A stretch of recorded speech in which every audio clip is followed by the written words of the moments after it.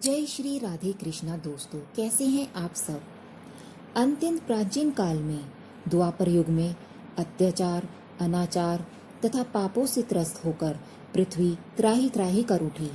वह गोरूप धारण कर ब्रह्मा जी के समीप पहुंची। ब्रह्मा जी ने सभी देवताओं को एकत्रित कर पृथ्वी के कष्ट और दुखों का वर्णन किया। ब्रह्मा जी की बात सुनकर सभी देवता बोले, भगवान विष्णु भगवान की शरण में चला जाए। ब्रह्मा जी सहित सभी देवगण क्षीर सागर के तट पर भगवान विष्णु के पास पहुंचे। उस पर विष्णु भगवान शयन कर रहे थे। सभी देवता उनकी स्तुति करने लगे। स्तुति से प्रसन्न होकर भगवान निद्रा मुक्त हुए और सबों के आगमन का कारण पूछा।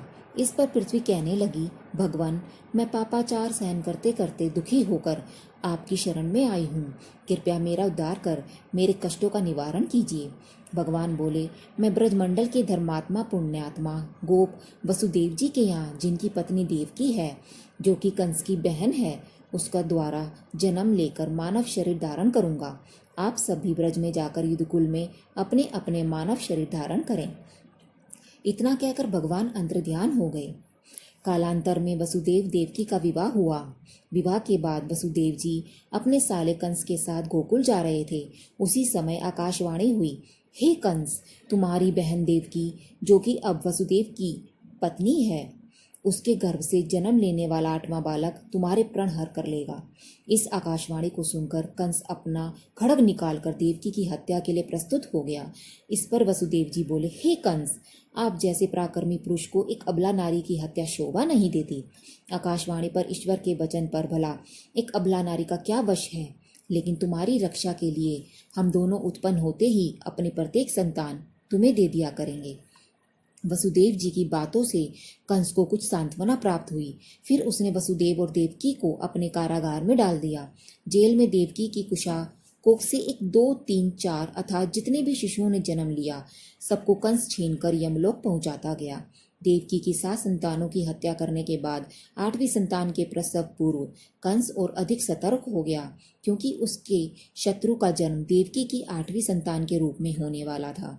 8वीं बार देवकी के गर्भ धारण करने के पश्चात प्रसव से पूर्व भादोवती पक्ष की अष्टमी के दिन भगवान विष्णु ने वसुदेव जी को दर्शन देकर कहा, आज की रात्रि में जन्म लूंगा, मानव शरीर धारण करूंगा। इसलिए मेरे उत्पन्न होते ही तुम मुझे गोकुल में नंद जी के यहाँ पहुंचा आना और उनकी पुत्री, जो कि जन्म ले चुकी है, लेकर यहाँ आ जाना। कारागार जेल में रात्रि के 12 बजे भगवान के जन्म लेते ही जब वसुदेव जी भगवान को लेकर जाने के लिए उद्यत हुए, तो उनकी हथकड़ियाँ प्रभु प्रभाव से स्वतः ही खुल गईं। पहरेदार गहरी नींद में सो गए। कारागार का द्वार भी स्वतः ही खुल गया। कृष्ण जी को लेकर भगवान भक्त वसुदेव जी गोकुल की ओर चल, चारों ओर घना अंधकार छा गया। आकाश कृष्ण में बाछन हो गया।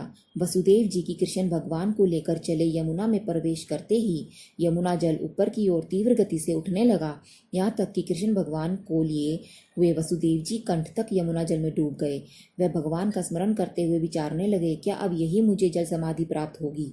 तब भगवान ने, जो कि वसुदेव जी के हाथों पर लेटे हुए थे, अपने चरणों को यमुना की ओर बढ़ा लिया। भगवान का चरण स्पर्श कर यमुना जल एकदम से नीचे उतरने लगा। यमुना पार कर वसुदेव जी गोकुल पहुंचे। वहां सभी घोर निद्रा में सोए हुए थे।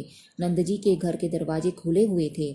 वहां यशोदा जी के पास कृष्ण जी को लिटाकर उनकी पुत्री को लेकर वसुदेव जी मथुरा आ गए। वे सीधे देवकी के पास जेल में अपने स्थान पर पहुंच गए। तत्काल वसुदेव जी के हाथों में स्वतः हथकड़ी पड़ गई। जेल का द्वार भी स्वतः बंद हो गया। पहरेदार जाग गए। बालिका भी रोने लगी। पहरेदारों ने तत्काल कंस को जाकर सूचना दी। उत्तेजित कंस फौरन आ पहुंचा। उसने जन्मे शिशु को ध्यान से देखा तक नहीं, वह तो उसे अपने हाथों से में लेकर सर से ऊंचा कर एक बड़े पत्थर पर पटकने लगा। तभी एक चमत्कार हुआ। कंस के हाथों से छूटकर वह कन्या अपने वास्तविक रूप देवी रूप में आ गई और कंस से आकाश में स्थित होकर बोली, अरे दुरात्मा, तेरा वध करने वाले का ब्रज में कहीं जन्म हो चुका है। इसके बाद निराश कंस आतंकित होकर अपने राजमहल में लौट आया, किंतु इतने पर भी उसने अपने पाप और क्रूरता का त्याग नहीं किया। रानी पद्मावती के गर्भ से गोपिल नामक दैत्य के औरत औरस से उत्पन्न अवैध शिशु कंस को वरदान प्राप्त था कि किसी अस्त्र शस्त्र से युद्ध कर उसे कोई नहीं मार सकेगा। भगवान कृष्ण ने अपने बाल्यकाल से ही दैव्यों एवं दानवियों पूतना को मारना प्रारंभ कर दिया था। कालांतर में कंस का समय आने पर बाल कृष्ण भगवान कृष्ण ने कंस से मल्ल युद्ध कर उसे पटक कर मार डाला था। जन्माष्टमी व्रत की कथा का भक्ति पूर्वक श्रवण एवं पाठ करने वाले अंत में भगवान कृष्ण के धाम गोलोक को प्राप्त करते हैं। जय श्री राधे कृष्णा। जय श्री राधे कृष्णा।